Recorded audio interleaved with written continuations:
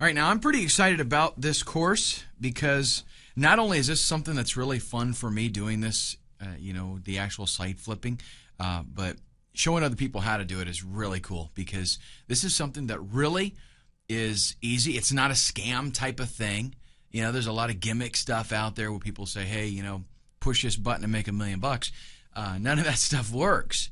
But site flipping is something that really does.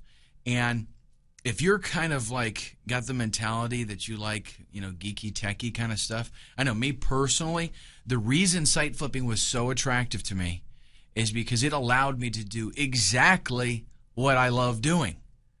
And that is from the technical side of it, doing all the research and picking cool stuff, putting it all together, building a site, and then bam, it's done. And I don't want to do anything after that. I don't want to try to send a whole bunch of traffic to the site necessarily, right? I like setting the site up. I like that part of it. But really, it doesn't matter if that's not your favorite thing to do because it is so easy to actually do it, especially with what I'm going to be talking to you about. It's kind of a little bit of a different twist on what most people do out there. Most people for site flipping, I'll get into all the details here in just a little bit, but most people start from scratch or they use very lame generic templates, and that's just not cool. It just doesn't work. We're going to talk about how I earned $1,200 in 2 days flipping websites and now why I do this full time, as in this is my baby. Okay, love doing this. So let's talk about exactly what site flipping is. In a nutshell, it is where you go out and either you buy an existing website or you set up your own website, and then you want to sell that site for profit. So your goal is get the site and then sell it to somebody else and make some money. The way that you do that is by improving on the site. You have to give it more value. You have to make it worth something. An idea isn't worth much, okay? But something tangible, something that's ready to go, that's worth something. What we're going to be talking about doing here is literally taking an idea, taking a niche, finding a hot niche, and then getting a product for that niche and setting up a website that literally is turnkey. In other words, somebody can come along, they can buy your site.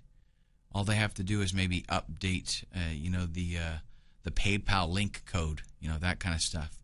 And they are going to actually have a business already set up and ready to go. If they send traffic to it, bam, that's it, makes money. Okay, really, and believe it or not, this is pretty simple to do. And the reason that it's so cool is because a lot of people, there's a lot of newbies out there, and there's also a lot of people that maybe they're not newbies, but they don't want to, mess around with all the technical stuff. And what they end up usually doing is outsourcing it. They end up outsourcing somebody to set up their website. They outsource somebody to create content for them. They outsource somebody to, connect all the dots and make it where it actually works and does something. And then they send traffic to it. Well, what you're doing is you're saying, hey, I'm just going to do all that for you for one price. You just pay. This is already done. You don't have to wait and screw around with waiting for people to contact you and telling them how to do this and that and, waiting. You got to – that's one thing about outsourcing. You got to coordinate everything with everybody, right? Because you got a guy doing graphics. You got a guy writing content. You got a guy doing the web programming and all that kind of stuff. Forget it. You're providing something that is ready to go, turnkey. They buy it. Like I said, all they do is update their payment information on the site, and bam, done deal. And a lot of people are willing to not only pay what they would pay for outsourcing, but they're willing to pay more, a premium, because it's already done. That cuts out all of their management that they've got to fool with. So it's already set and ready to go. Now, we're going to be focusing on Flippa. There are other sites that you can use if you want to, but the reason that we're focusing on Flippa is because it is a huge site. Okay, but basically it is an auction-based resource for buying and selling websites. So let's say you are looking for a website that's already, up and running. You want a domain name, you want some content there, that kind of thing. You go to Flippa, you do a little poking around, and you find something, and you can bid on it. They also have buy it now options there. So sometimes people can list with a buy it now price, and you just buy it. And as a site creator, which is what we're going to approach this from, you go there and you list your website in an auction environment, and people are going to bid on it. And I'm going to show you at the end of this training, I'm going to show you some killer tricks to get tons of rabid buyers bidding on your auctions, on your websites. Okay. In our next video, we are going to take a look at the business model overview. I want you to have kind of a heads up as far as what we're going to be dealing with and what the different videos are going to be about. So I'm going to give you kind of a brief description, and then we will jump right in. Fortunately, what we're going to be doing actually can be laid out, in a step-by-step kind of process, and it's something that really one person can do fairly quickly. As a matter of fact, I would say probably the first time you do this, it'll take you a weekend. Okay, so if you're working or whatever, you got a regular job, you don't have to spend a whole bunch of time on it. You can do one of these in a weekend your first time. Honestly, if I'm really looking to move quickly on something, I can do it in like 2 evenings. Okay, and for the most part, a lot of that, granted, it's because I've been doing this a lot. I've been doing it a long time, and I really know what I'm doing, and I'm proficient in all of the programs that I have to use. But, you can get there fairly quickly. So let's go ahead and take a look at an overview of what is involved. I want you to know, beforehand, like it's good to have like a bird's eye view, right? So you can tell this is everything that is going to be involved, and what puzzles fit where, so you can kind of see the big picture. First off, we want to find a hot niche. So we've got some research that we're going to be doing. I'm going to show you tools that you can use, places that you can go where you can find out what people are looking for, because this is probably the single most important thing that you do. Okay, and really in any internet marketing type business, but in this especially, is you've got to find what people want. Let me tell you a quick story. If you go out and find something that you think is really cool, but nobody else is interested in it, you're going to spend a whole bunch of time putting together something that is going to be worthless. Okay, and let me tell you the story to illustrate it. If you go out and go fishing, and I don't do a whole lot of fishing, okay? I used to when I lived in Florida. I did a lot more fishing. I don't do so much now, but I do know this about fishing. You do not go into your tackle box and find just what your favorite lure is and throw it out in whatever water you see and expect to do good with it. Okay, because there are certain kinds of bait and lures that work for certain kinds of fish. There are certain places where those certain kinds of fish hang out. There are certain times of the day that you want to be there. All of that comes into play to help you select what it is that you're wanting to target and how you will target it. Right? You don't go out and pick the lure first and then hope for the best in the water. You say, okay, I'm going crappie fishing, or I want catfish, or I'm going to try to get some trout or sailfish. You're going to pick what it is that you're looking for, and then you will tailor everything around that. So, do you go out and just find some water and whatever fish happens to be there, that's great? Not really. Not if you're really wanting to. I mean, if you're just wanting to waste an afternoon and relax, then that's fine. But if you're wanting to fill an ice chest full of fish, I used to have a friend that was an avid fisherman. And, man, he knew where to go and what to use, and he would come home with an ice chest full of fish. That was the whole point of him going. Okay, how did he do that? Because he knew where those fish were. And your fish is people on the internet that need something, and they want to pay money to get it. So what you have to do is find what those people are looking for. Once you find what they're looking for, you do the same thing like with fishing. You find what they want, and you give it to them. Simple as that. That is a formula that you can't go wrong with. Find what they want and give it to them. You provide that, you make money. Now, in this case, when we do our research, what we're trying to find is things that people are looking for so that we can set up a site based around that. And not so much so that we can sell it, okay? Not so much that we can sell products and stuff, but so that we can sell that site and the people that are looking for it know it's in a hot market. So after we do our niche research, we're going to do some keyword research. We've got to find out, number one, that there are people looking for this thing, okay? And if you use the tools that I'm going to mention to you in the niche research, that's going to be stuff that people are looking for because that's how it comes up. I'm going to show you how to find really strong niches that people want, lots of people. But in our keyword research, we want to make sure that, yes, a lot of people are searching for it, and two, we want to try to find out if people are willing to pay money for advertising with those keywords. We want keywords that people are buying so that we can see, yes, this is a profitable niche. There are some niches that are really, popular, but it's hard to make money at them.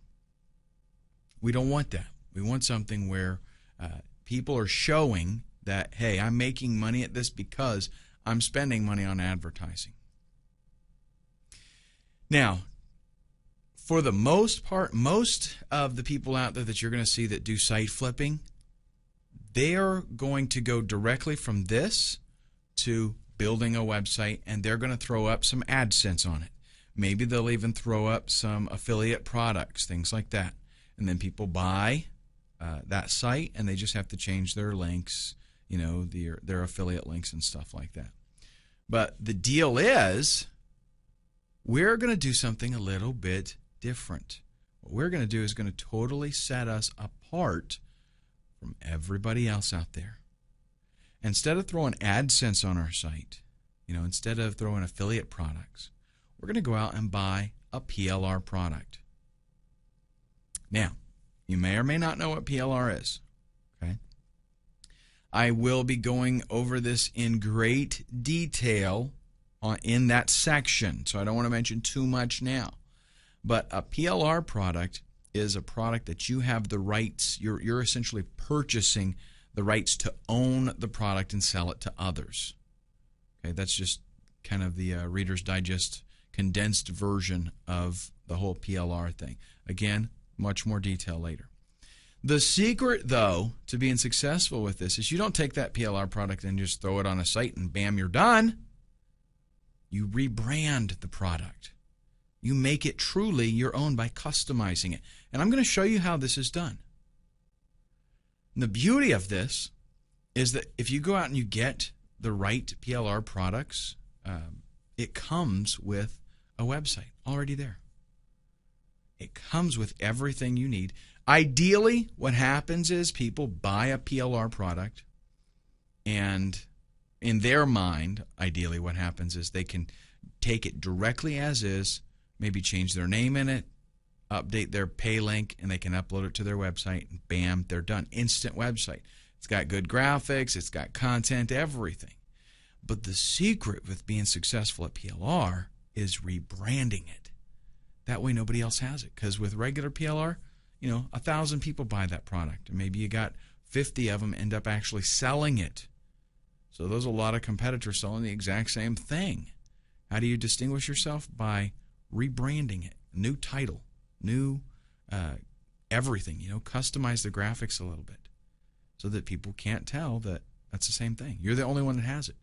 With 50 people selling the same product, you got a lot of price gouging going on in there, right? They see 49 other people selling it for $59, so they say, "Oh, I'll sell for 49." Pretty soon somebody else sees that and they say, "I'll sell for 39." Somebody else sees that and it ends up $7 and you can buy this right now. Totally devalues it. But if you're the one that has, your title's totally different and you're selling it for $67, people are going to see that. They're going to go, "Hey, this is a different product. It's more expensive. It's probably got more value to it. I'll buy that one instead." Happens all the time. And that is the secret to successful PLR products, and I'll go into more detail about that later. Then you build your website, and this is going to take, not a whole lot of time, not a whole lot of work. What I actually recommend that you do is some type of integrated blog type thing. Some PLR products you can get like a generic template, a header that you can use, set up a WordPress blog, and you can do it that way. With some, it might be a sales page and then you add a blog onto it. But either way, what you're going to want to be doing is integrating a blog with it. And I will show you what it is that I do, in different situations to make that happen. Because you want to be able to write content. We've got to be able to put stuff on there so that people are like, "Wow, here it is, bam." And, you want the search engines to be attracted to you, and you do that with content. You set up a sales page and that's it. Search engines don't like that. They're going to be like, "Wow, mini site, whoop-de-doo." But you start adding a bunch of content, and they're like, "Okay, I got you. This is cool." And by the way, there's a lot of different things that you can do. Like, let's say that you get a PLR product that does not have graphics. It doesn't have a website. You can set up your whole, your website as just a blog, and I'll show you even how to set it up where the front page is a static page. That can be your sales letter, and then the blog is kind of an add-on type of thing. It's pretty cool, actually. So you set that up. You get everything working. When at the phase of building a website, there's a whole lot involved. Okay, this is where you would make sure that your buy buttons are working, and if you got to set up PayPal or whatever, that's all going to be done through there. Okay, and then we put that website on Flippa.com. We set it up to sell as an auction. And what happens next? Simple. Rinse and repeat. All you do is, if you've got, and there's a couple ways that you can do it. Actually, if it's a real hot niche, you might want to let that website age for a little bit and just keep adding content every week. Write another article or something. But if you're going to build it and then turn around and sell it right away, that's totally cool. You can make really good bucks for that because, like I said, people are looking for instant turnkey done already. But what you do is when you post it for the auction, just go right back and start on the next one.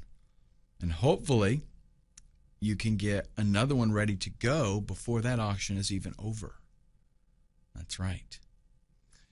All right, in the next video, we're going to start at the beginning here with hot niche research, and I'm going to show you some tools that you can use to find some killer niches, and we'll even do a little bit of hands-on where I will use them, and I'll kind of just show you around the sites and show you things that you can find, and that'll be in the next video. One of probably the most popular questions that I ever get is about finding hot niches, and fortunately it's actually a very simple thing to do. You've just got to go out there and see what kind of content is there and find out what people are searching for. And it's actually very easy to do. There's lots of tools available for you. When you find a hot niche, then that's the pot of gold at the end of the rainbow. So that's why devoting a little bit of time to this, initially is such an important thing. It doesn't take any more work to create a website based around a hot niche than it does to create a website based around a dead niche that nobody's interested in. So you might as well do a little bit of research and do it right the first time so you maximize the value of your site and how much you're going to be able to make off of it. Now, first thing we'll take a look at is about.com. One thing that you can do there that's pretty cool is use the sitemap just to see what kinds of things are being written about at about.com. So let's go ahead and hop over to our browser and we'll take a look. Okay, so here we are at about.com. And you can see kind of nice here, actually. They got their topics that you can check out. So tons of different categories. If they've got a category here, it's hot. I mean, that's the way it is, right? Let's go to G. Golf, gourmet food, guitar. Okay, I happen to know all of these niches, graphics software, graphics design. All of these are hot niches. Health, losing weight, relationships. I don't know if that would be under here. No, I don't see that. But you get the idea. Anything that's in here, it's hot. What you can do, though, scroll down to the bottom and click on Sitemap. What you get here, I mean, this is so cool. Look at this. Tons and tons and tons of niches. Okay, so what's really nice is, if you don't know of anything you'd want to get into, you can't think of anything off the top of your head, just come here. I mean, bam, that's it. Weight loss pages. That's where the weight loss stuff is at. And look at that, all this content that they've got here. Why do you think they have all this content? Because it's a totally hot niche, that's why. Tennis pages, hot niche. Okay, look at the pages and pages and pages of content here. So, and that's what you're going to find with any of these. They don't make a category for stuff that they're not going to put a whole bunch of content in there about. Okay, camping. Check this out. Bam, it's going to go on and on and on. This is bigger than the tennis list. Look at this. I'm not even a third of the way through. All these articles. If That is a huge niche. So these are tons of ideas for you. Okay, just if you don't have any hobbies and you really don't care what you do, just start at the top of the list and work your way down. You know what I'm saying? I mean, just go for it. Okay, so that is about.com, and we can use that to get some niche ideas. Let's head back to the presentation and look at some other options. We can also check out Alexa.com and look at their top 500 sites. Why would we want to go to Alexa? What is Alexa? Maybe you don't know. Alexa is a site that basically does research on other websites and ranks them. So how popular the site is. So if you look at a top 500, those are sites that like everybody's going to, right? So if you look at the top 500 sites, you're going to get some niche ideas, some things that people are totally interested in. Let's take a look.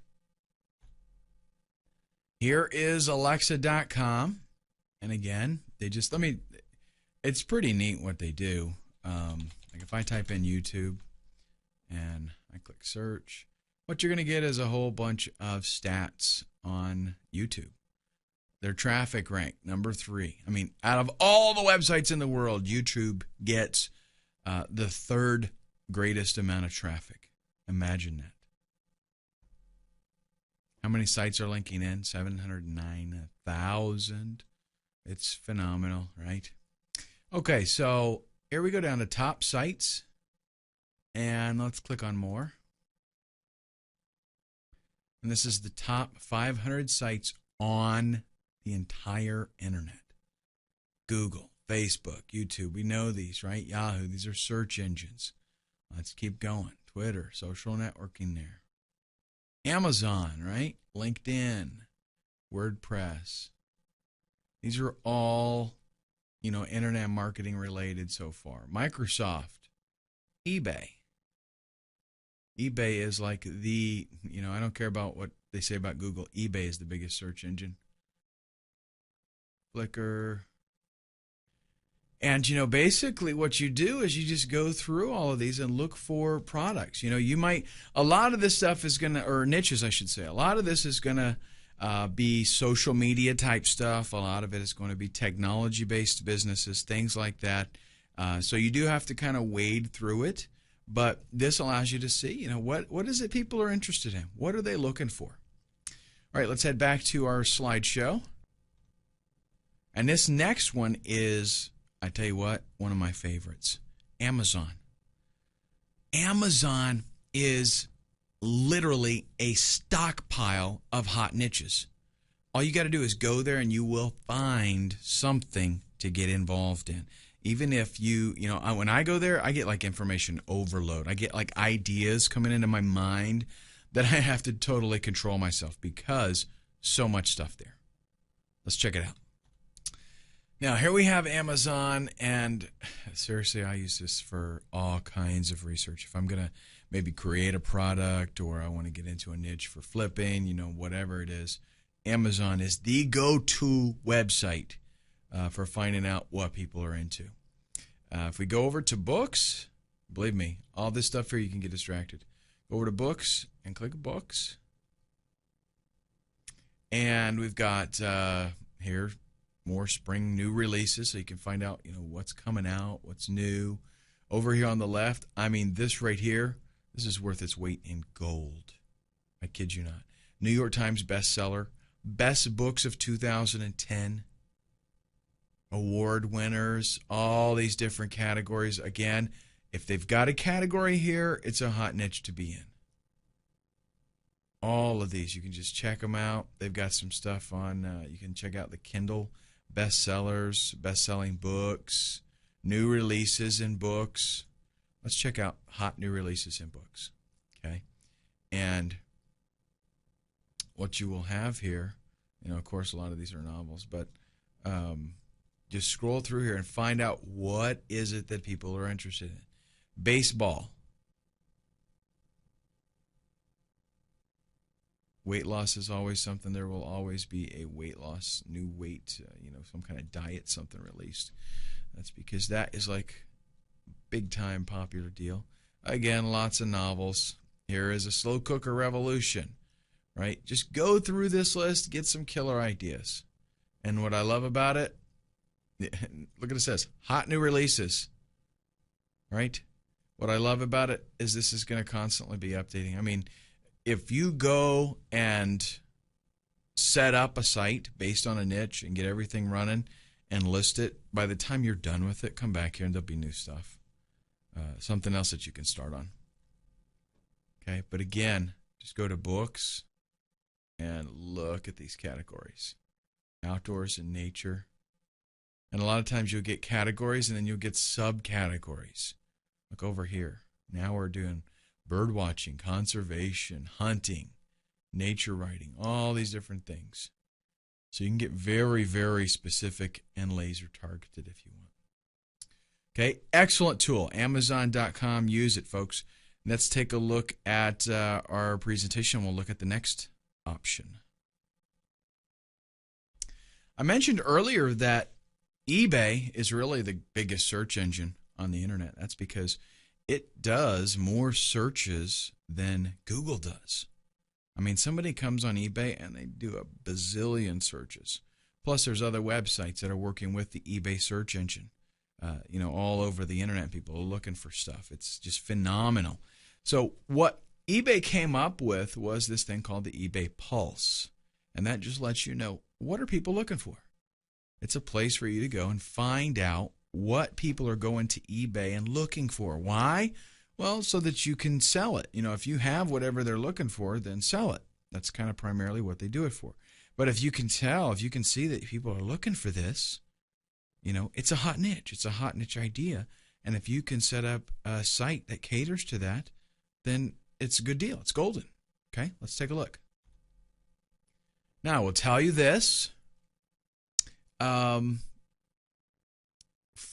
I have been doing this for using eBay Pulse for, let's say, 2 years at least. And in those 2 years, almost the same things are always in this top 10. Just so you know, these are always wicked hot niches. Okay, always. But you can check on them. You can click, and these are keywords. These are things that people are searching for. So if you want ideas of super hot stuff, it's in there.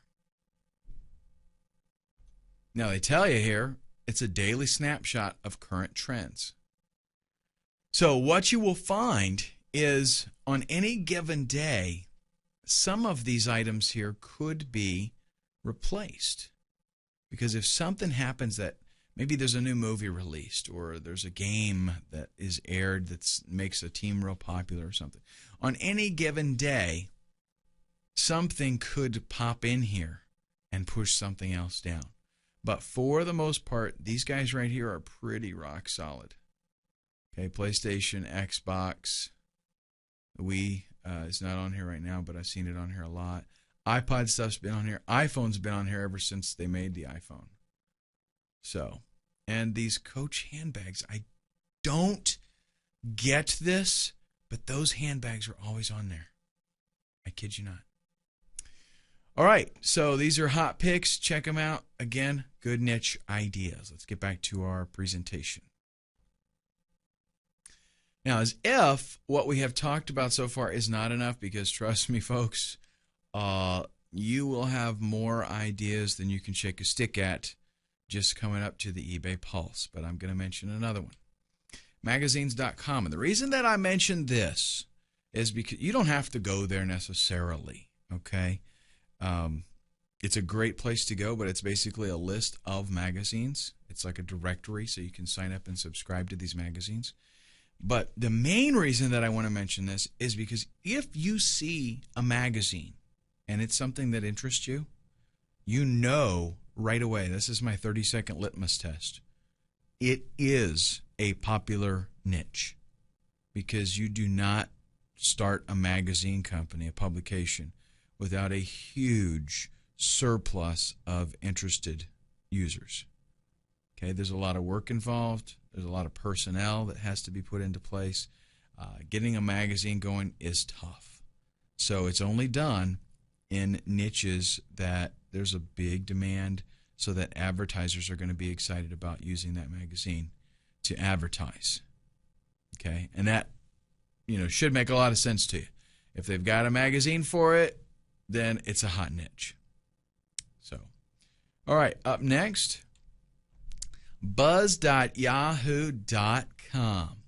Isn't that cool? It's going to show you trendy searches on Yahoo, as in what all of a sudden are people looking for. And that's pretty cool, because you can tell if there's a direction that things are going, right? You can stay up on the game. Let's check it out. Here we are at buzz.yahoo.com. Buzz as in what are people checking out? Kobe Bryant. New movie coming out. Hijacked America. Oh, somebody got shot. That's terrible. Refinancing bad credit. Hot niche. Very hot niche.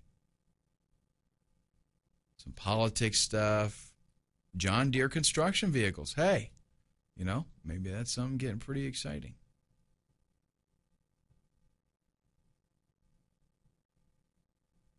So anyhow, we've got 1 through 15 of 41. I'll just check out the next page, and then we will move on. But you can see just what kinds of things people are looking for. And sometimes something might come up here that just catches your eye and gets you excited, and you know that there's going to be a lot of searches on it. And when there's a lot of searches on something, let's say that a trend starts, right? And people are looking for something quite a bit. If you check this out and you stay on top of it and you catch that trend early and you set up a website with the appropriate keywords and content, Google's going to love you. Search engines are going to adore you. Okay, so that is basically it for the hot niche research that we need to do. And again, trust me, with these tools, you will have no shortage whatsoever of hot niches that you can get in. And you can know, if you found something with these tools, it's going to be a hot niche. Absolutely. All right, up next, we're going to start with our keyword research. I'm going to go over some tools that you're going to be using and the kinds of things that we're looking for. Our next step is to do some keyword research, and this is for a couple of reasons, actually. We want to find out and verify that, yes, there is competition out there. There are people that are bidding on the keywords that we're targeting, and that means that they're willing to pay some money, so that means that it's a profitable niche. Okay, if there's nobody bidding, if you get into a niche or you get an idea and you go into these tools here and you find out that, hey, nobody's bidding. If you go to Google and you type in the keyword and there's no ads, not a good sign, folks. That means nobody's making money at it. And the chances of you finding, an undiscovered market, not good. So we want to verify that there are, things out there that that there are people out there trying to make money with this, and they're making money. And we also want to kind of assemble a list of keywords that we are going to be targeting when we put articles on our website. Okay? Because really, the better job you do of this, the better the site when you list it to try to auction it off, the more money you're going to make. And people are able to see, they'll go there, and at least people that know what they're doing, they're going to go there to Flippa, and they're going to check out your thing, they're going to check out the site, and they're going to know, okay, they know what they're doing, and this site's going to do well, right? So, very, very important. One of the tools that I find invaluable, Word Tracker, essentially gives you some really good keyword information. Okay, and let's just go ahead and go over and take a look at it. You can sign up and get a free account, and all the information really that you need is available on the free account. We're looking mainly for how many searches per day do these keywords give us. Okay, and here is Word Tracker. You are going to want to sign up actually for the free trial, and that'll give you plenty of time to, you get 7 days to try it out, no charge, and that'll give you plenty of time to get going. With probably, depending on how fast you move, you could get a couple of niche sites going. But what you're going to find out is if this turns into a regular, business opportunity for you, and you decide, yeah, this is something I want to do, you're probably going to want to hold on to your account here at Word Tracker. Let's go ahead and click Start your keyword research. And what you want to do is, first off, you're going to find something, maybe you got a keyword idea, right, from your niche research. So you're going to type that keyword idea, and you can be pretty generic here in the box. You can see I've already got one from before, but I'll show you how this works. You type your keyword in there, click Search, and then what's going to happen is it's going to go out and find other keywords that are related. Okay, and you can kind of go through here and get an idea of what kinds of stuff would make sense, right? What kinds of stuff could be sold. Maybe you're going to do, if you're going to do some kind of product or something on yoga, in this case, yoga beginners. Okay, let's do that. Let's do a search. Yoga beginners or yoga basics, anything like that. Click search there.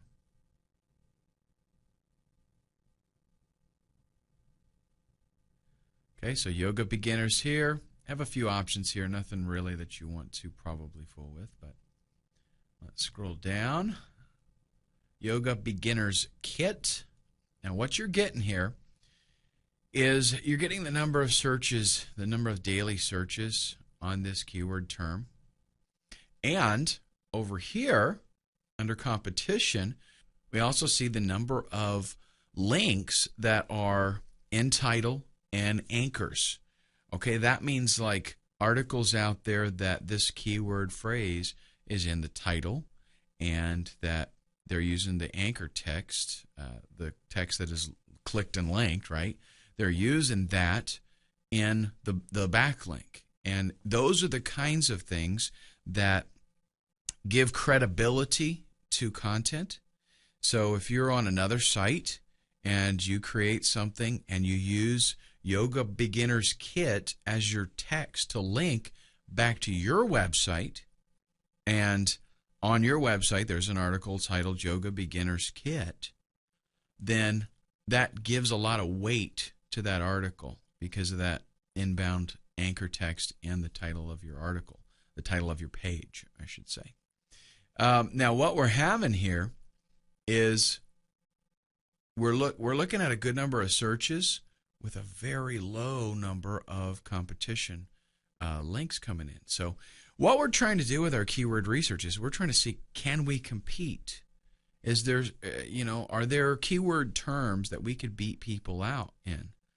And what I'm telling you is that you can get, you could get 100 quality inbound links in a month, maybe 2 months, very easily. So for me to look at this right here, Yoga Beginner's Kit, it would be very easy, and considering that it gets 542 searches a day, it would be very easy for me to rank quickly for that particular term. Okay, and you can see we've got a very high KEI score, and that's like, it's a special index that's telling you the ratio of searches to inbound links. Okay, but now you got to take this with a grain of salt, because if the keyword phrase is totally worthless, then there's a reason, why there's not a lot of inbound links in competition. In this particular case, though, Yoga Beginner's Kit, I think, is actually a pretty good one.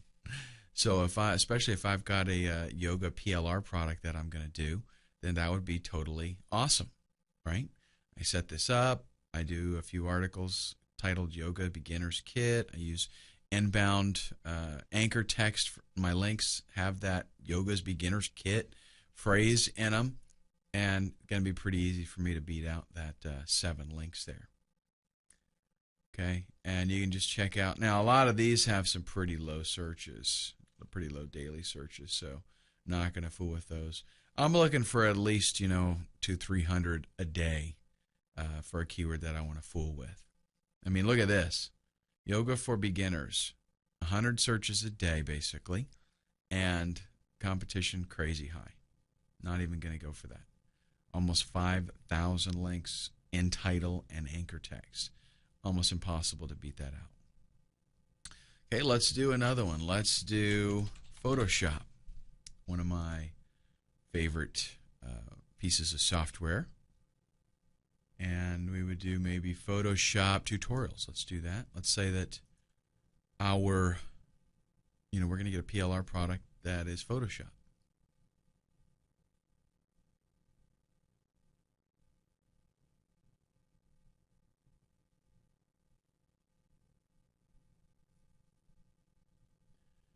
And as I guesstimated here, 1,258 searches a day for Photoshop tutorials, 25,000 links coming in. Crazy hot niche, but very tough for you to do anything with that. Photoshop Elements online tutorials, a fair amount of searches daily, not any inbound tags, so we could rank for that one pretty easy if we were into the Photoshop Elements thing. Now here's one that's not bad at all. Photoshop tutorials for beginners, 230 searches a day and only 60 links.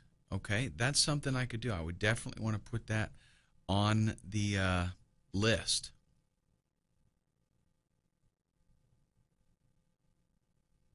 And maybe even Photoshop CS5 tutorials. That one's kind of borderline. I don't like the daily searches there, but it probably still would get us a fair amount of traffic, and it would look good. So you get the idea there with that. We're looking for, keyword ideas. We're going to get maybe, you're going to write like a dozen, maybe 15 articles. So you want at least that many keywords that seem like, yes, it's possible for me to rank for this. for the site to rank for it and make it look good. Now, another tool that I want to mention, I'm not going to demonstrate it, but because it is something that you do have to purchase, and it's not exactly cheap. Micro Niche Finder. I do use this pretty regularly because it kind of simplifies the way the whole process works. In other words, it allows you to type in a keyword. It's going to show you a bunch of other keywords, and it basically gives you a red, yellow, or a green on whether there's a possibility that you're going to be able to rank for that keyword. You know how easy it would be. Another tool that I recommend is a little toolbar for your Firefox browser. Go to tools.seobook.com, and this is a plugin. It's pretty cool. Let me show you what it looks like. It gives you, right here, this little toolbar, and it shows me a lot of information. It shows me the PR for the site. It shows me link domain, the inbound links and stuff like that. For example, let's just do one of these here. Photoshop tutorials for beginners.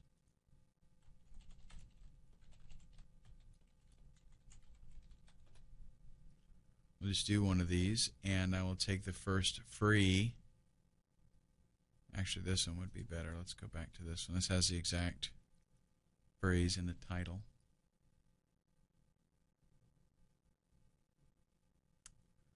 Okay, and this is going to tell us now the PR for this particular page, right? It's got a PR of 3, which is, you know, fairly decent. It's not like phenomenal or anything like that, but not bad. 18 links coming into this page, so not impossible to beat this out. Pretty easy, actually, if you put forth a little effort. And what we're doing really is, remember, we want to see what is the likelihood that we can put up some content that is going to allow us to rank higher than this site.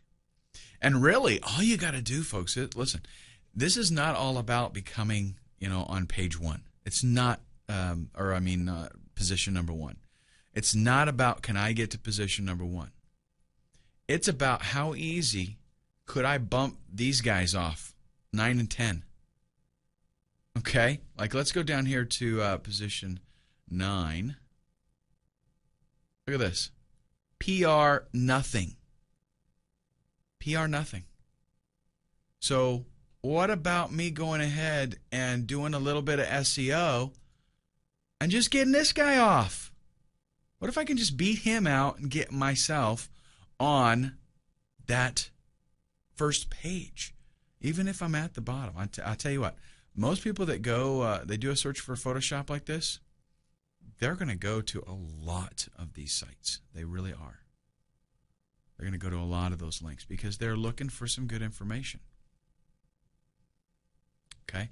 And there's a whole bunch of other stuff. Just explore all of this. It's just a really cool toolbar for you to get.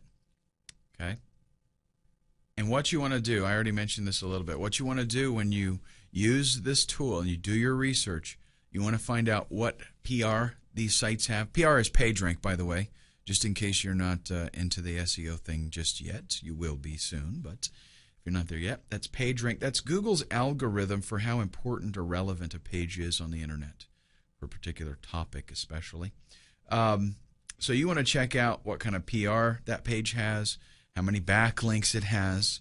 You want to check out the quality of the pages because quality is very, very, very important. Is it, you know, a bogus, junky page? Does it look terrible? Is it laid out bad? Does it have trashy content? Is it just repeat content kind of stuff?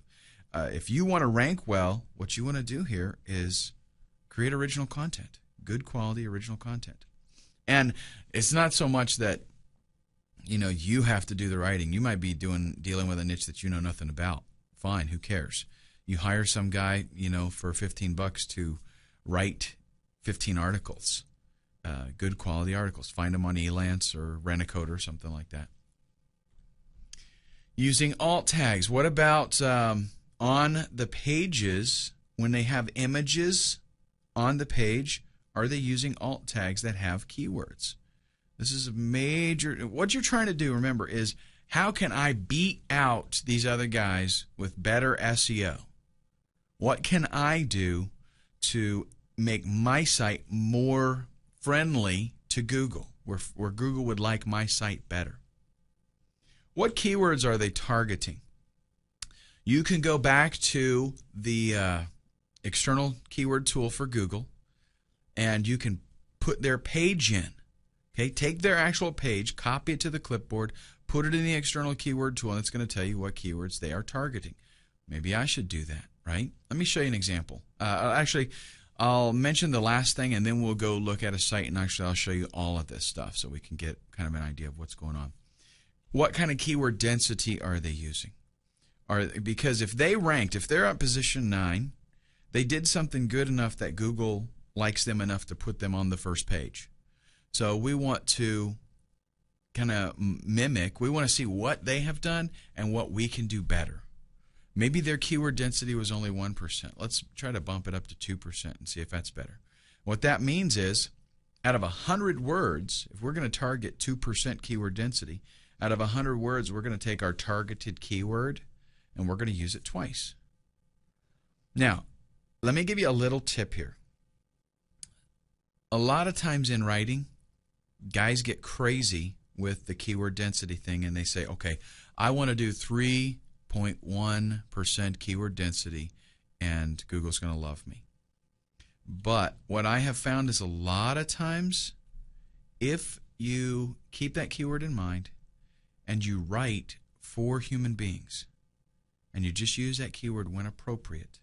Again, you focus on the keyword. You do want to have it in there, but you don't overkill yourself. You just write for people. Then the search engines do love it. Okay, but you want to make sure at the same time that you are using your keyword enough in the article.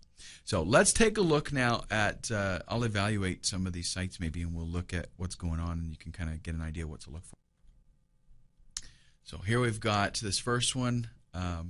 The keyword phrase, number 1, is not totally, the search phrase that we looked for in this case, not totally in the title, but just parts of it really. PR is pretty high. It looks, I don't know, it looks like a kind of a decent page. The problem is it's more like a directory. It doesn't have a whole lot of actual text content.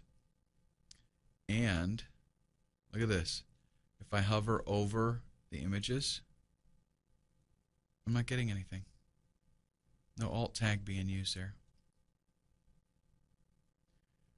If I wanted to see what keywords were being targeted, I'm copying that to the clipboard. Let's do the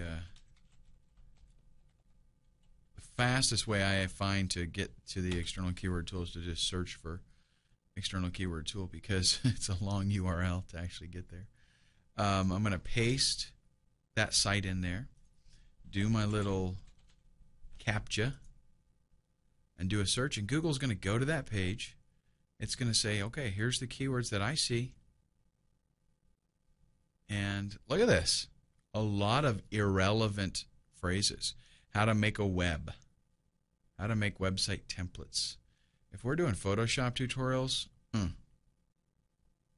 is not a very well targeted page. How to make web template, text effect. Yeah, it probably wouldn't, the content on there, not very good. Not very relevant, I should say. Let's back up. 12 beginner tutorials for getting started with Photoshop. And let's do the same thing with this one.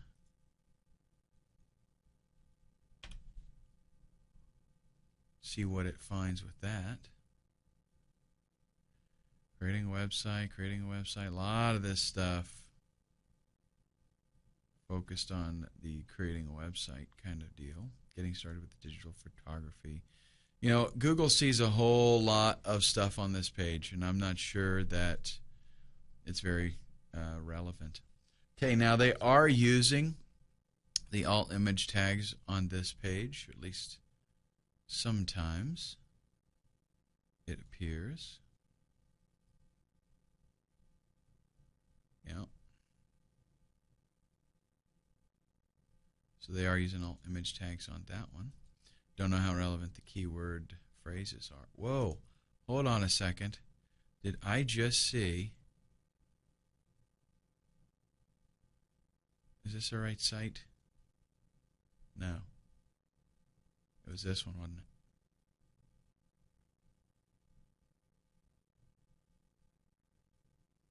There it is. Personal sub. Is that cool or what? I'm going to bookmark that. I got to come back to check that out later. Got to get me one of those. Okay.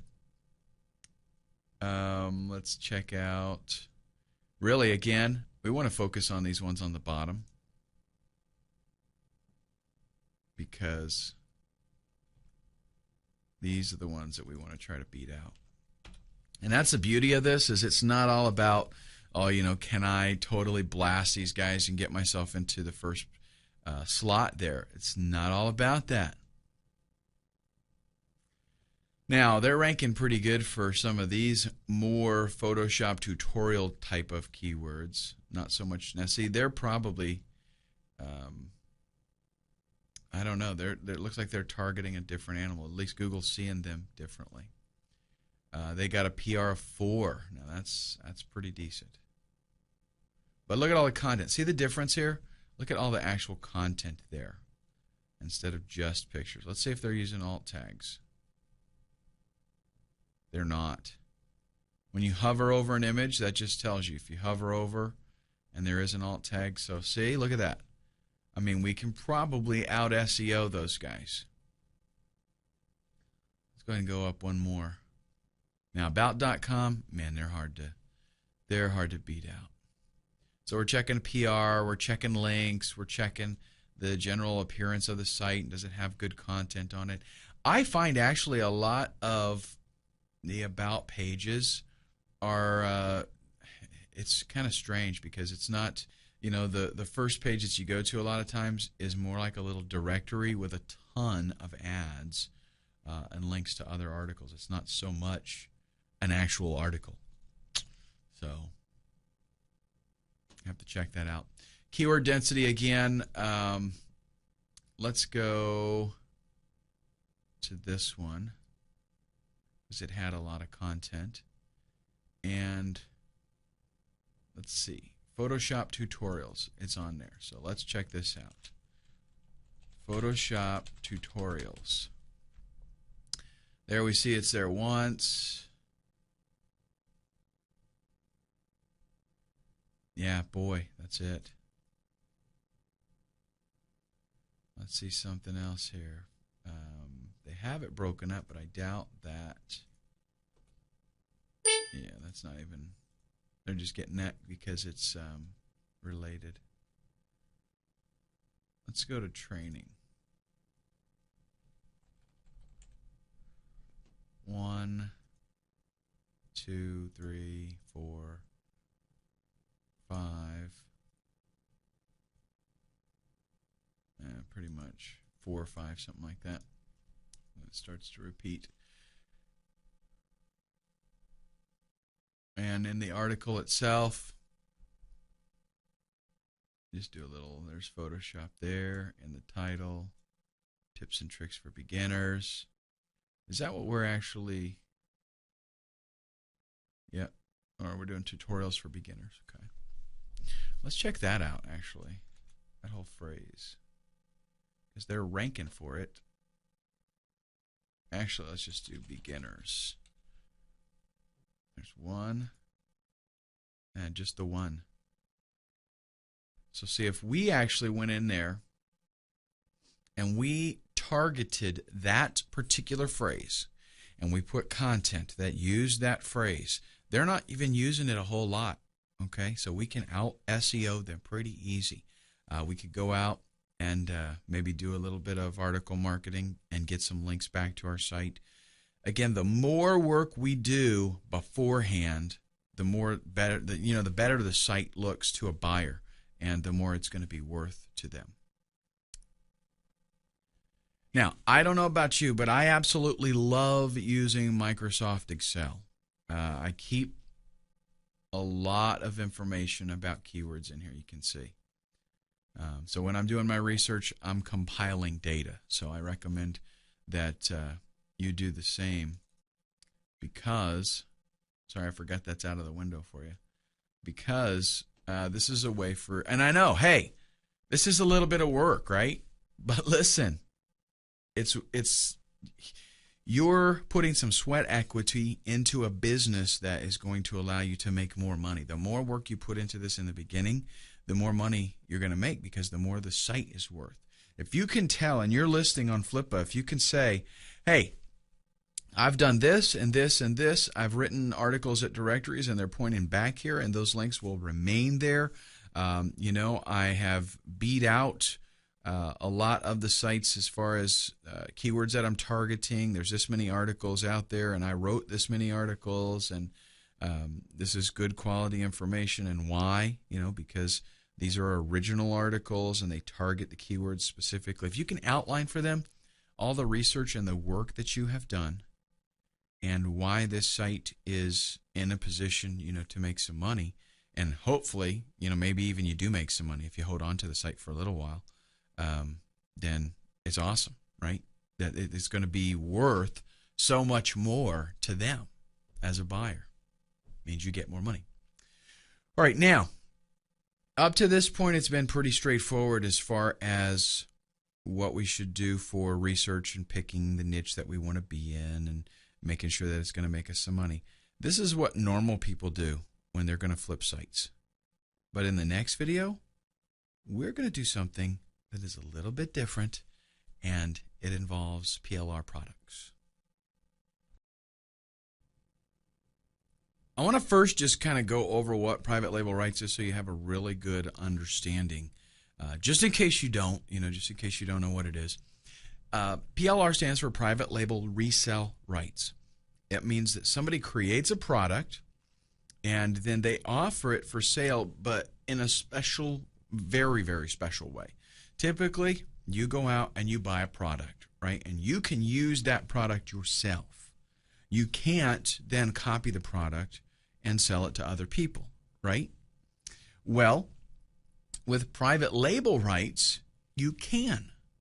You are actually buying the rights to the product so that you can do, a lot of different things with it. In a lot of cases, you can change the title, you can change the content of it, you can put your own name on it, and then you can sell it to other people without having to have actually created the product. That's essentially what you're doing, is buying the rights to it.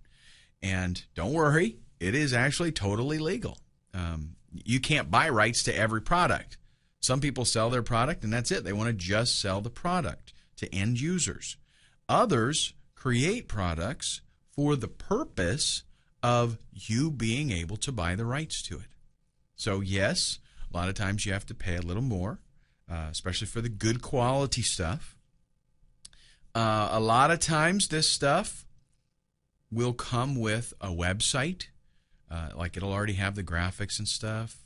Preferably, they give you source graphics because, well, you'll see why on the next slide. I want to tell you how you really kill it by doing PLR. A lot of times it'll even give you maybe a free offer to give away. They'll give you autoresponder emails. They'll give you a whole bunch of stuff. Some sites, like nakedplr.com, for example, will give you just the content. That's it. Just like an ebook, or maybe they'll do a video, and that's all you get is just that, and boom, you're set. You go out and you do everything else with it yourself. Okay, but it gives you a huge head start, and it is usually much cheaper than going out and trying to hire somebody to create it for you. But understand that when you buy a private label rights product, you are the owner. That means it is your product. And it's totally ethical, totally legal to put your name on it, or somebody else's name if you want to just use a pen name. can do whatever you want to with it.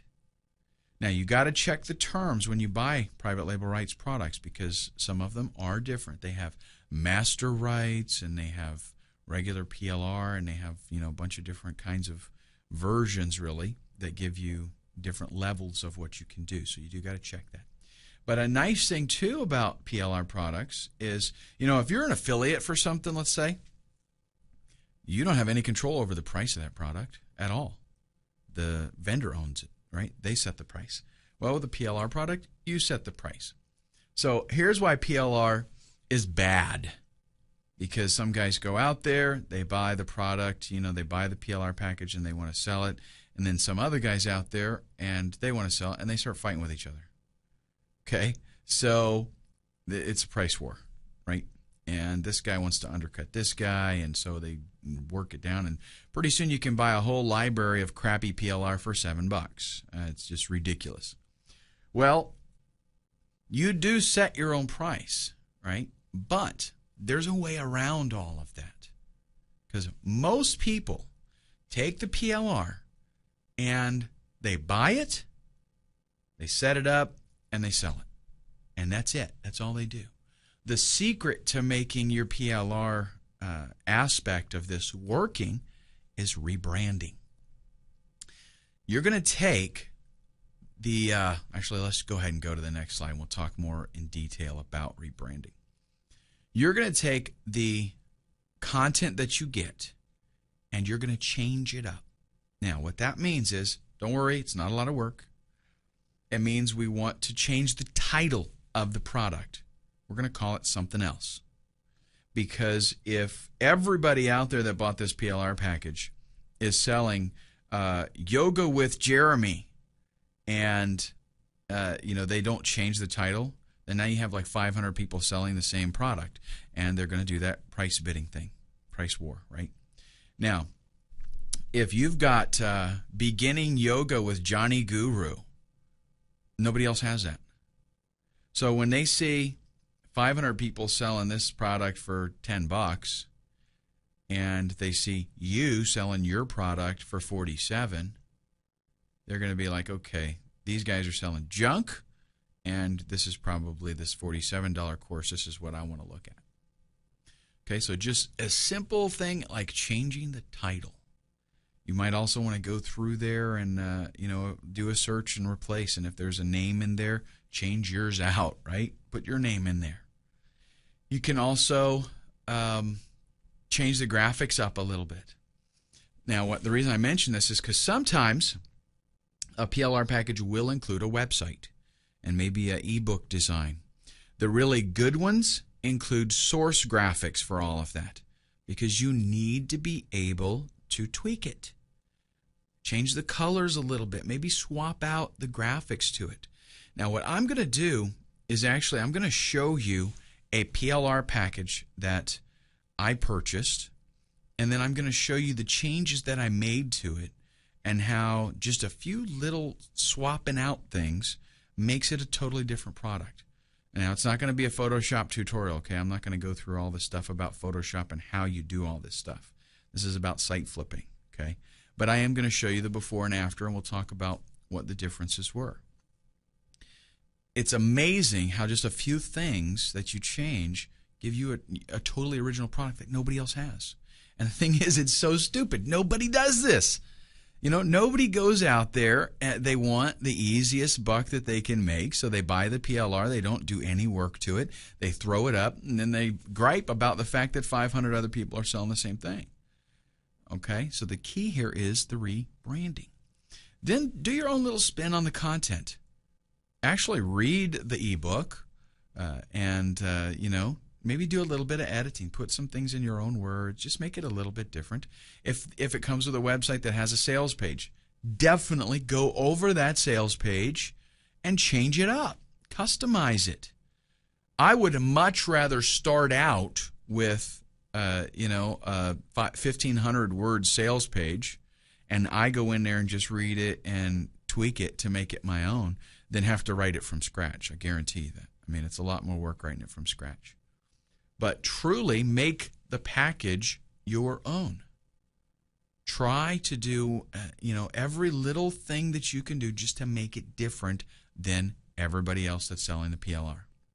Okay, so let's go ahead in the next video, and I'll talk to you about a PLR product that I grabbed and the changes that I made to the graphics and things like that, and you can see, how big a difference it makes. Okay, so here is a PLR product that I purchased, actually in a package of PLR products. It came with, graphics and content, things like that.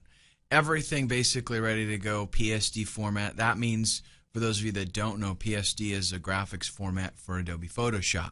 And that just means you get the actual source graphics and then you do with it what you want. Okay? And this right here is a template that came with the package that is an e-cover, kind of e-book looking thing, for like a DVD case or something, or you can make a little book with it or something like that. And this is the graphics that came with it. You'll notice, and again, this is not going to be a Photoshop training, folks, okay? I am just going to show you that what I get here is all the different elements. Okay, here's the different elements of this package, those little birdies, the text elements that are in there. Let's find a title here, maybe. The coins on the ground. Okay, they're all the treasure chest. They're all little elements that are all different. Okay, and then put together, it's called a composition. It's a bunch of different things together, makes one, final visual product here. Well, here's what I did, and again, just go in there, tweak some things, change the title. It took me about 15-20 minutes. Bam. Okay, completely new product. I changed the title to Twitter Traffic. I rearranged the little description thing that pops up here, added it to the spine, changed the spine up, made my little birdies green and have many more of them, right? Look, I just duplicated them. Made it like they were saying all this with the little box there. Changed the overall color theme to that green color. Simple to do, 15-20 minutes, completely new product. So that is all that it takes to make the switches so that you've got a new product. If you've got content that you're dealing with, you want to do the same thing. This package also came with a web template. I would want to do the same thing with that web template. Match this new theme that I've created here. And if there's sales copy, I want to go through that. I want to configure that so that it's more customized towards me. Okay, you can throw in some of your personality, stuff like that. But the bottom line is, this is actually not very difficult to do, and it totally sets you apart. So now you're going to have this product set up on your new website, and you're going to set that on Flippa, and bam, it's like somebody can walk in to an instant website and product with content, and it's all customized. They're the only ones truly that really have that exact product. All right, up next, we're going to go through the process. I'm going to tell you basically what it is that you want to do to get your website up and running after you've got the product all customized and ready to go. Simple website process here, but a few tips that I do want to give you so that you don't, it doesn't come back and bite you later on. First off, you need to register a domain utilizing keywords. Okay, you did your keyword research. Try to get some of those keywords in the domain, or if it's a new product that you made, right, with the PLR thing or whatever, the new title that you've got, see if that's available, maybe. I always recommend try to stick with the .com as the suffix there, because those are the best selling. Now, you want to sign up for a brand new monthly hosting account. Here's why. You don't want to put this on your own, maybe you've got a hosting account with unlimited domains, blah, blah, blah, and all that stuff. That's great and fantastic. But you want to offer the flexibility that the buyer on Flippa is able to literally take over the account without doing anything. They don't have to download and upload nothing. They don't have to change any information. Well, other than changing the registrar information, but that can all be done right there in the hosting account. Okay, so once the transaction's over, you give them all of the information that they need to log in, and they can update their own registrar information there on the site. But that's all they can do their own payment information, everything. It's literally just a little swap, and that's very convenient. Okay, once you get that up, then you're going to upload your site. You want to set up everything and make it fully functional. What that means is very simple. Do PayPal, right? PayPal's super duper easy. Configure a PayPal buy button, do the download page, thank you page, whatever. Just make everything where it really works just like it's supposed to. It's turnkey. Somebody comes to the site, they click the buy button, they pay, they get taken to the thank you page. It just works. Okay, make sure all of that works. If there's an autoresponder, if there's an opt-in box on there anywhere, make sure that that's plugged into your autoresponder so that they can see, bam, this really is set up, functioning, everything works. And then all they've got to do is come in and make changes to maybe the PayPal button. They create their own PayPal button, and they make changes so that it goes into their account when the purchase is made. But that's the only change that they have to make, right? Okay, you want to test everything. You don't want, as people are going to check out your site when they're on Flippa. They're going to go check it out, and if stuff's not working, then they're not going to be impressed. Okay, and then you want to blog. 10 to 15 keyword-rich articles. These articles do not have to be in-depth. They don't have to be long by any means. 300 to 400 words, that's not a lot of writing. It's not difficult. If you found out that somebody that ranked well is using a 2% keyword density, then make sure you use a 2% keyword density. You have to be really careful with, Google will actually penalize you if you use too great of a keyword density. They're going to assume that you're doing keyword stuffing and spamming. So if you've got a 300-word article and you're using your keyword 50 times, they're going to be like, okay, no, you're cut off, thanks, bye. So, with blogging, let me just give you some. This is not really about article writing, but I want to give you some pointers. It's not about SEO, but again, I want to give you some helpful info. When you pick your keyword, let's say you get your dozen or so keywords that you've decided to target. You're going to pick one keyword. You're going to write one article about that keyword, and the title is going to have the keyword in it, the title of the page.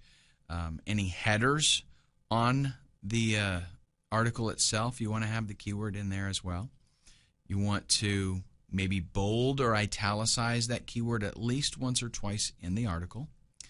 I suggest you do use images and use the keyword as the alt tag in the images. And if you have any if you decide to do any link building, which would be, just beneficial to you in the long run, if you decide to do any link building, make sure that you use that same keyword with anchor text back to that specific blog post. Okay. And as far as the blog goes, let me mention this. I suggest that you use WordPress, set up a blog on the site, and make the permalinks so that the title of the article is in the permalink, not just a page number. By default, WordPress uses those page numbers for the permalinks, and that is not very keyword friendly for search engines. So you can change that though, and WordPress has like a million pages of documentation, so you can figure out how to do that. But just as a word to the wise. And then I suggest that you use Google Sitemap and do a submission. Okay, what this is going to do is create a layout of your website that search engines are going to absolutely love. And it gets Google to crawl your website right away. Okay, which is cool. That means you have a really good chance of getting indexed very quickly. Do that after you have the 10 to 15 articles, though. And really depending on, I don't know how much you like writing. Me personally, I can sit down if I have time. I can sit down and write a ton of articles fairly quickly. I'm pretty proficient at it. If you like writing, you can knock all these off in a day. If you don't, try to at least do one or two in a day. If you're gonna go ahead and devote an evening, to your business, try to knock out a couple articles in that time frame. Okay. All right. Up next, we're going to talk about selling on Flippa. I'll give you some tips and how you can get more money for your sites. Now, some things I want to talk about in regards to you being successful selling on Flippa, because you've got to approach this with the right attitude. This is a for real business, okay? Myself, and I know a lot of other people that make big money flipping sites on a regular basis, like as in full-time, that's all we do kind of stuff, okay? So with that in mind, on Flippa, just like on eBay, okay, it's an auction environment, and just like on eBay, you have a reputation. And that reputation is very important. People are going to check out your reputation as far as, when they're going to make a bid on something. They want to see that you've really got the goods, that you've got a proven track record. So it is very important that you do a good job. And if you follow the guidelines that I've mentioned so far in the training, you should do pretty good with that, okay? Now, there are certain kinds of sites that outsell others on Flippa, and I do want to tell you what kinds of sites those are. Auto blogs and AdSense sites. Now, what that is, an auto blog is like it's got a piece of software that it just creates content from grabbing other content on the internet. Okay, so it like takes articles and it posts them on your blog. Those do very good. AdSense sites, so setting up a site targeting keywords and putting some Google AdSense on it, those do pretty good as well. But when I say they do good, I mean that they sell well. They sell frequently, but they sell for less money. Okay, so they're fairly inexpensive. They are, in many respects, a lot easier to set up than some other things. So, you can turn them pretty quickly. But to get a lot of money, like on an AdSense site, it's going to have to be an old site that shows, that it makes money every single day. A lot of people, if you've got an AdSense site that'll make $1 a day in AdSense, you can do pretty good with those because people see that, for a relatively small investment, they'll be making some money with it. And if they add content to it, that'll just grow. Okay? That's just kind of the skinny on those types of sites. That's not really the model that I'm going after here in this training. I'm telling you, get some good quality PLR, rebrand it, and set that up as a turnkey business for somebody. You're going to make a whole lot more money off of those. I mean, these kinds of sites, auto blogs and AdSense, maybe $100. Okay, but I mean, it won't take you long to set them up. That's for sure. Your site needs original content to do well on Flippa. If you just go out there with stuff that they're going to find all over the internet, that does not make it a truly unique business opportunity for somebody. That's why I stress on the rebranding of the PLR stuff and customizing your sales page kind of stuff. You have to have something that truly nobody else has. And that gives them, as far as leverage, that's a much better position to be in as a website owner. So you put them in that position and they're going to pay more money for it. Now, what do we do after we pick our we start off picking our niche, we pick some keywords, we get a PLR product. By the way, it's totally cool to, in addition to AdSense, you can get some affiliate offers, ClickBank, share a sale, that kind of stuff. and stick that on there too. Just as long as they just have to change their, some kind of code or something so that it's their product then that they're promoting. But after you get all this set up, because the first time, yes, you might work on it all weekend before you get it going. You'll get faster though, and as you realize, okay, this is not very difficult to do. You spend a little bit of time to do it. Bam, you're done. What do you do next? You do it again, folks. This is a process that never stops. As soon as you list a site, you get the whole thing done, it's tested, it's working, list it right away, start on another one. Don't even worry about what's going on with that particular auction at that point. Get your mind off of it, so to speak. You want to set up sites as quickly as possible, but keep the quality of the sites high. Remember that reputation you're going to have. You want to show people, I'm making some good stuff here. Okay, I'm setting up good sites. I am finding niches that are hot. I'm finding good keywords, and I'm writing good quality articles. And everything works. It's turnkey. Bam, you're done. And this is in-demand product kind of stuff. Now, sometimes you might stumble onto a niche that could be very, very profitable for you. What you might consider doing is not listing that site right away. Get it all set up, make it all work, and do some link building so that it actually makes some sales, and allow that site to age for a little while.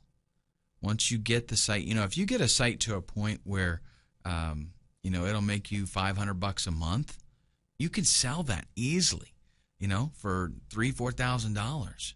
It just depends on how you can prove things as far as what the site's actually doing.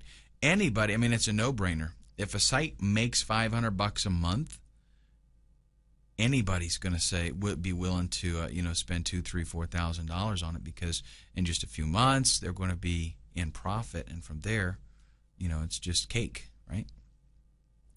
All right, let's talk about some Flippa tips. These are very, very, I tell you what, let's save this for the next video, because this is going to be pretty extensive. I'm going to spend a good bit of time on this because I got some things to explain. So we'll take a look at Flippa tips in the next video. The goal of this video is I want to tell you about some things that you can do to get more activity on your Flippa auctions. And when you get more activity, that means the bids go up, because the more people, the more exposure you get, the more people bidding on the things. The fact is, people want what other people want, right? So if you got nobody bidding on your auction, then others aren't going to bid on it. But if you got 15, 20 people bidding on your auction, then other people are going to bid, and they're going to bid more in order to get it. Okay, so the trick here is getting more bids. Hands down, to get more bids, first thing you can do, use the featured listing. Okay, it's only $29, and it will get you a lot more exposure. It's very, very effective, and it's worth the $29. Provided you think your site's going to, sell for over $100 or so. I suggest you do a 5-day listing. Start at $1 and no reserve. That makes things very, very appealing to people. They figure, okay, I've got an opportunity to get in here pretty inexpensively, and that gets you initial bids, and then those initial bids in turn get you more interested bids. Now I'm going to tell you something that is somewhat of a sneaky tactic, okay? If you're new to Flippa, when you create your auction and people bid on it, those bids actually have to be approved by you, okay, initially when they first are made.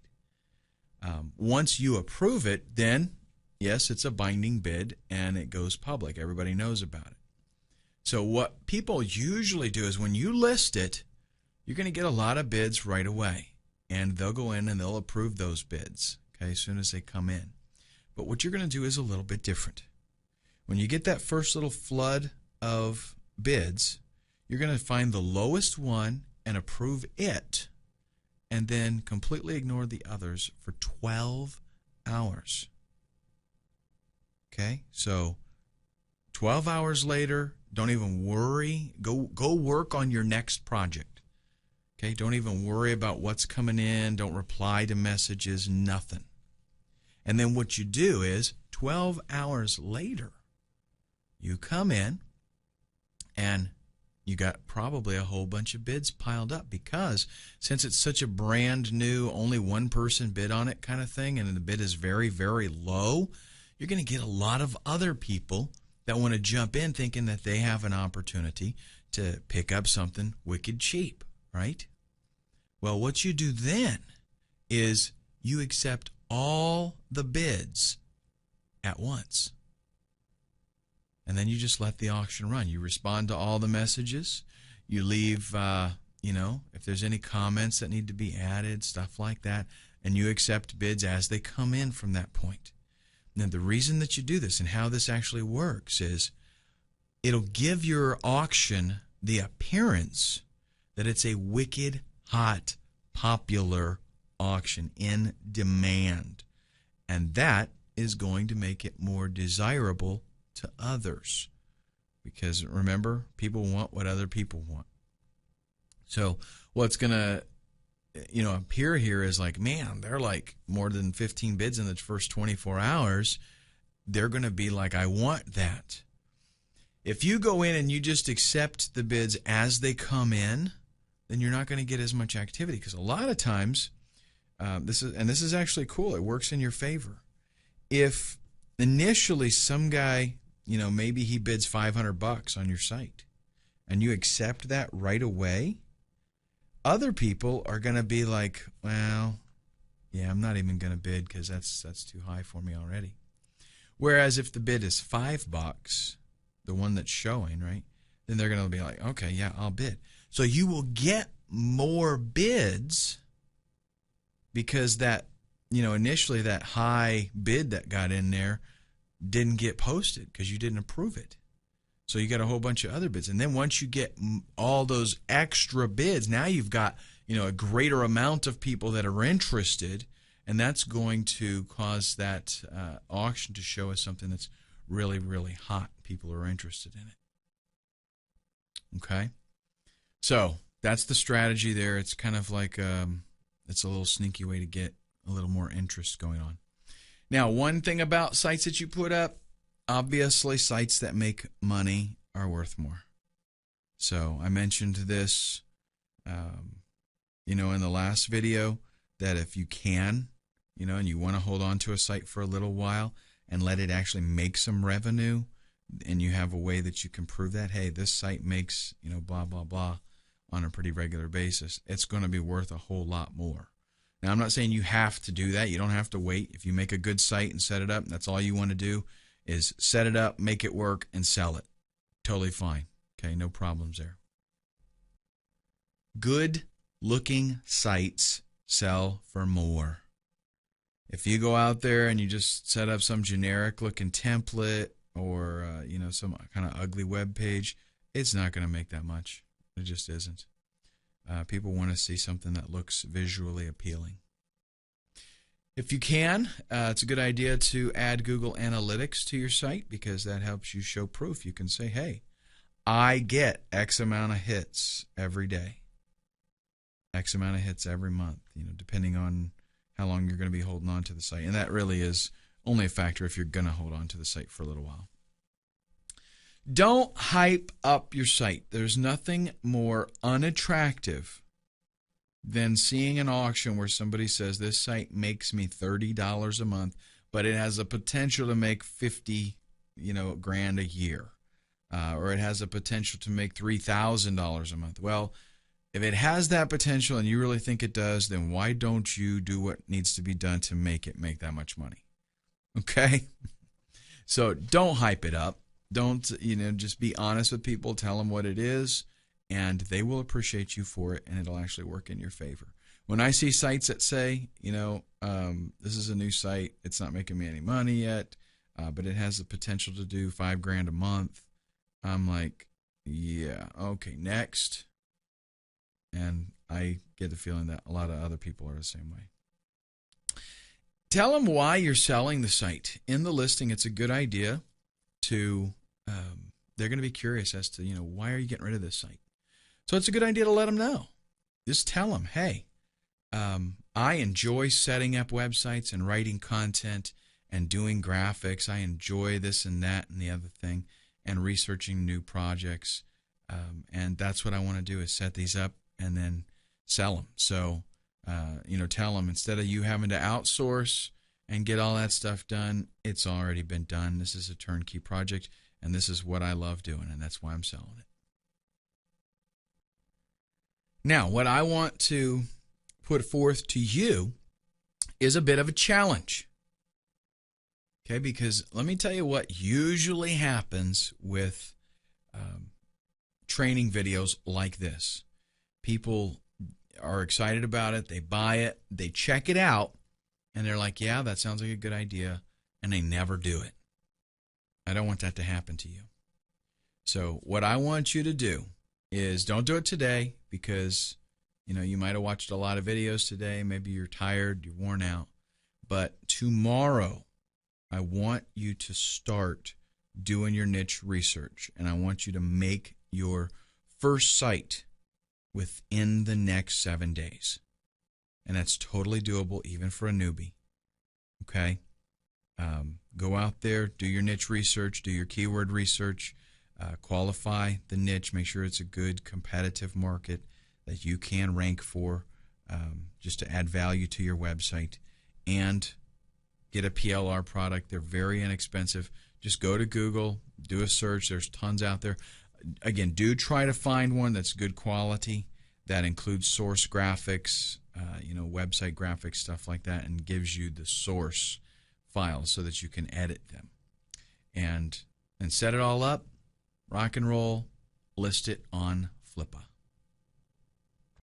Now, I want to talk to you briefly here about what we do after the sale, and I want to mention some things that you can do to, make a little bit more money in the whole process here. It's actually, there are some great opportunities that you have to increase the amount of money that you make outside of just the sale price. So let's go ahead now and look at one of my favorite ways to make a little bit of extra income, and that is being a hosting reseller. Let me tell you what this involves and how you would go about doing it. It's not really that difficult. First off, what a hosting reseller is you go to a big hosting company, like HostGator, for example. You sign up with a special reseller account. There's no cost to do this. And what that reseller account allows you to do is set up other accounts and then resell that. It's kind of like you're your own hosting company. So when your customers would come to you, they sign up for an account, they don't know that you're actually just reselling for HostGator. So it's a little bit better than an affiliate relationship, because if people stick with you, then you have the potential there for recurring income on an indefinite basis. Okay? So the thing is, like with, let's say that you did some kind of just an affiliate thing and recommended hosting to somebody, you might get $50 out of the deal, maybe even get $100. But over the long run, being your own hosting company, you stand to get a whole lot more. And it's not expensive, folks. I'm talking you can pay $20, $30 a month for a reseller account, and you can just sell tons of accounts on that. So what you have to do first is you set up your reseller account. Now, the reason that we're talking about this now is because you have to get this set up before you flip the site, before you even make the site, in order for this to be very appealing and attractive to them. Because what we're going to do is, typically you sell a site and they've got to get it switched over to their account. They've got to copy stuff over, and it can be quite a bit of work.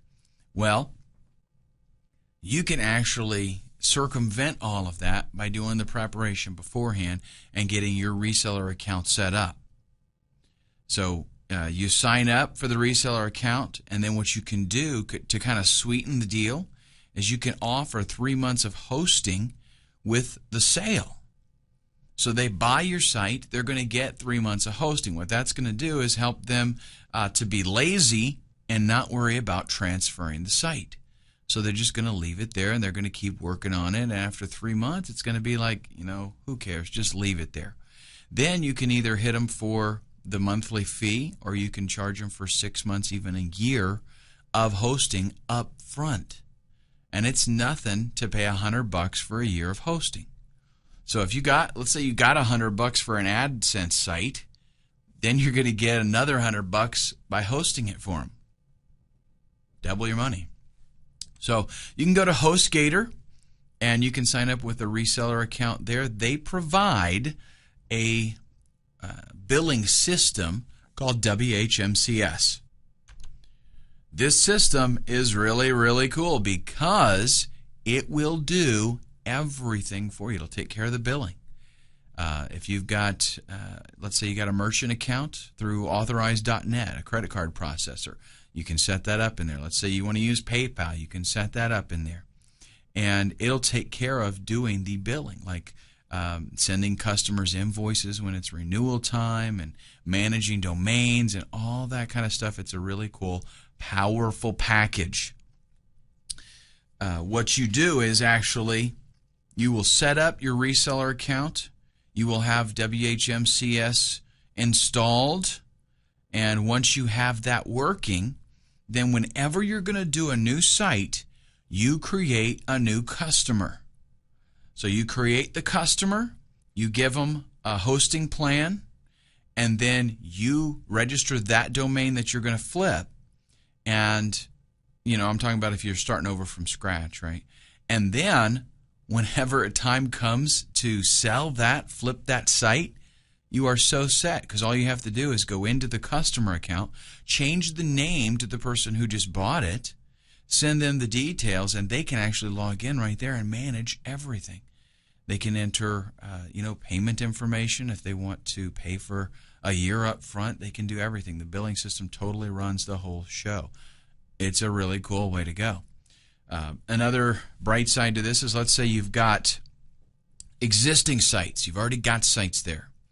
You can still create an account, create a user account, get them a hosting account on there. And I recommend you do a new account for every site that you have. And it doesn't cost you anymore. You can have as many accounts as you want because you're a reseller. You're paying for one main account, and you create as many of these little sub-accounts as you want to. But you set up a new account for an existing website, and then once you've got that in there, you go ahead and worry about all the hassle of transferring it. Because I understand, this might be the first time you've ever heard of the concept of being a hosting reseller. So you may already have websites out there. Okay, but what you can do now is set up these accounts, transfer them over to your new reseller account, and boom, you're ready to go. What's really cool about this too is, let's say that you do have your own domains, and maybe you're paying hosting for those. Maybe you're paying $10, $15 a month for hosting for different accounts. You don't have to do that anymore because you're your own reseller.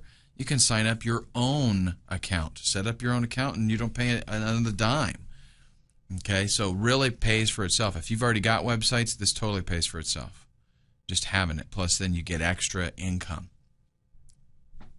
Now, other ways that we can add some revenue. Offer support services. And you can just put together some nice, attractive bundles for people, especially that are new to this. And you're going to find that a lot of your customers are newbies. One of the reasons that they're coming here to Flippa is because they don't know how to do all that stuff. They just want the website. So you can sell them phone support, bundle some hours. Like they have to buy like 5 hours worth of support. You can charge them 5 hours for $150. And that way they can call you. They can get you to walk them through some things and help them. Give them some training, some coaching. You could make yourself some videos for newbies. Things like FTP and some basic HTML stuff and how to use WordPress. All that kind of stuff that they're going to need to know how to do. You can make yourself some videos and sell it to them. $25 even. just a little bit of extra money that you're making. You can create a course on writing articles, because chances are they're going to need to do some article writing. Have all of this stuff set up.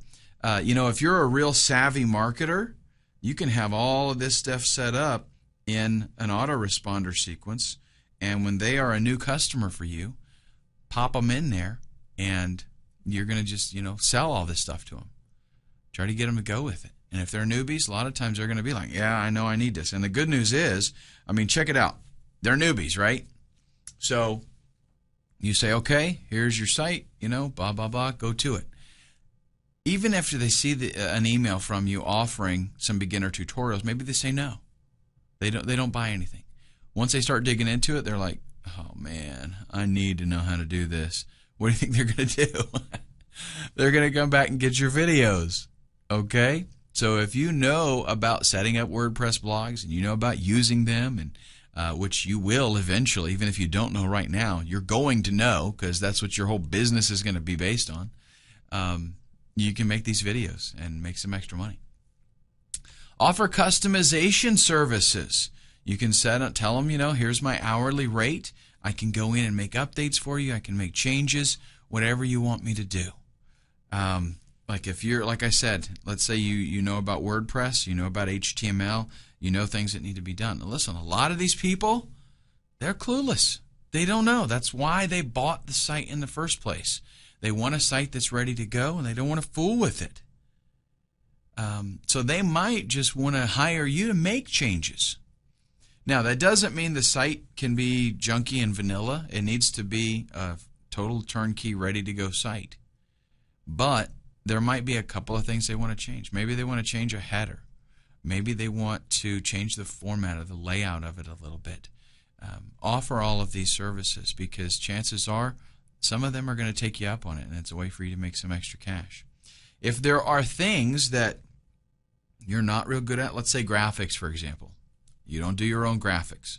So you want to offer still customization services. They're going to ask you about graphics. All you got to do is outsource, buddy. Go to Elance, go to Rent-A-Coder, go to Guru, and work out some kind of relationship with somebody that's a good graphics artist and say, hey, I need a really good deal on you doing stuff for me. Like, what's it cost for a banner? Let's work out something. I can send you some regular work. And then when your customer says, hey, change this, and some of that stuff in there has to do with the graphics, bam, you just mark it up. You do something that is fair and for your management aspect of it, and you have your buddy overseas doing the graphics for you while you're taking a nap. Now, we also have the actual transferring of the site, and there's some things that I want to go over with you briefly here, because if they don't do the hosting deal, if they say no, I'm going to put it on my own account and I'm not going to continue hosting with you, you're going to have to do some stuff. And even if they do that, you're still going to have to transfer the domain. Transferring the domain typically takes about 30 minutes if you're able to do it yourself. If you got to coordinate with them or work something out with them, sometimes it can take a little bit longer. But it involves unlocking, domains and pushing them and all this kind of stuff. The best solution is getting them to sign up with your registrar, and I'll tell you about that here in just a second. If you got to handle everything, it'll only take you about 30 minutes to transfer the domain. But for that to propagate the internet could take a few days. Now, typically, I see it working in about 2 hours most of the time when I make changes. But I have seen it take 6-7 hours, and I have heard DNS nightmares of a few days. So what happens there is when you change a server, when you point it somewhere else, when you point a domain somewhere else, that information has to go through all the servers on the internet, and sometimes that takes a while.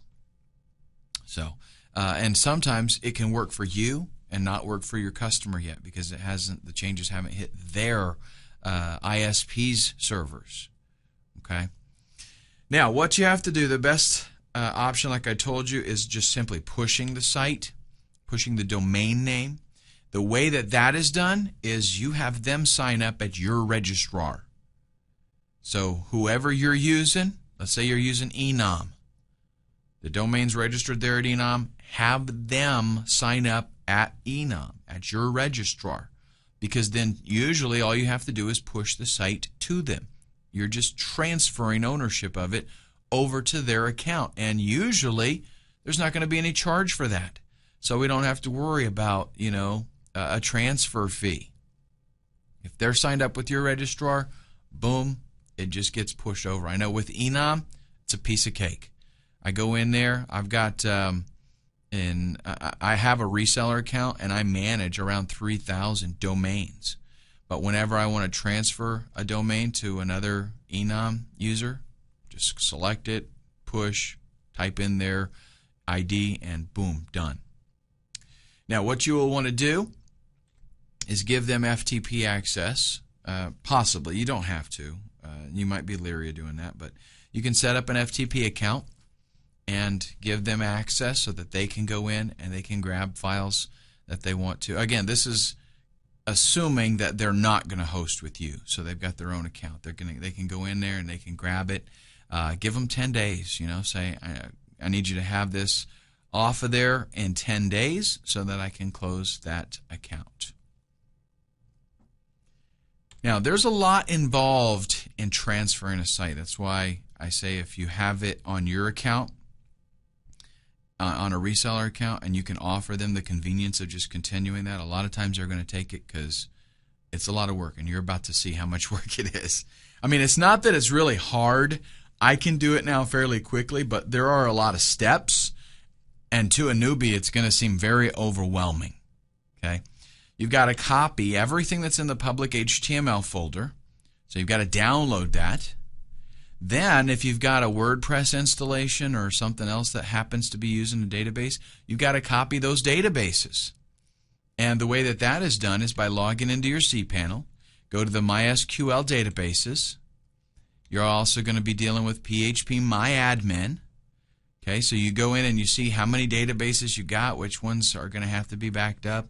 Go into phpMyAdmin, select the database that you need to grab, choose the export column, and then select all. Choose SQL. Some people call that SQL. And then save as a file, and then click Go. What that does is back up the database. It gives you a copy of the database. Then you'll have to go to the new server and import the database. Okay, so let's say, for example, we've got a WordPress blog. It's got content on it. We want, maybe it's even got users signed up, comments, all this kind of stuff, and we want to transfer all of that. So this is the way that we have to do it. Unless, well, I'll tell you in just a second.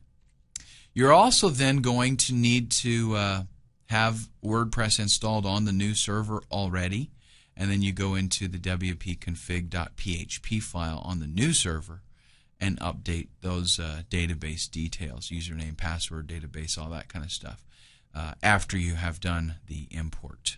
So it's going to go in then and grab the information, and everything should work, fine and dandy. Check this out, though. That's a lot of work. If you're going to be flipping sites, I totally recommend that you get a product called WP Twin, because what this does is, you may not be aware of this. If you do use WordPress, there's a backup feature, an export thing in WordPress. That does not give you everything. That does not fix your problems, believe me. Okay, it doesn't back up everything. If you use WP Twin, though, it is used to clone databases, WordPress databases. So what you can do is literally, check it out. Do a Google search for WP Twin. Watch the guy's video. He made this plugin type of thing. It's like a script. And all you do is upload a file to the old server, run the file, it backs everything up. Grab that. All you have to do is then go to the new server, just create a database, just a generic database. It doesn't matter. And then a WordPress installation, sorry.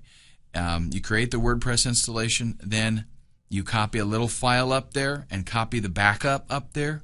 You run that file, and it replaces everything in the new installation with the old one. Boom, you just moved the whole WordPress site. And I do mean everything. Everything. Really awesome. Saves me, I couldn't even tell you, hours that program saves me. Now, some other things that we might want to consider. Do we have any email autoresponders on this site? Okay, are there email messages in a sequence or something? We're going to want to talk to them about that. Maybe give them copies of those email sequences so that they can put them on their autoresponder. Let them know which autoresponder service you're using so that if they have an Aweber account, they'll be able to just update some stuff, create a list, update some numbers on the page, and boom, everything still works for them. Are there any special directories, maybe applications that you have running, or other things that wouldn't normally get backed up in the public HTML, like special scripts or something? Those are things that you'll have to consider so that you can get those moved correctly. Are there any redirects set up on this page? A lot of times, affiliates will set up a redirect page that is going to, so that you can give out something that doesn't look like an affiliate link. It looks just like a here's mysite.com recommends. If you have something like that, you're going to have to configure that also. Let them know about that so that they can make updates to it so that they are, signed up as an affiliate for whatever offers those are. Also, do you have any cron jobs that are required to automate some processes? Now, a cron job is something that goes into your cPanel, and it's a special command that you specify how often you want it run, and then it'll run them.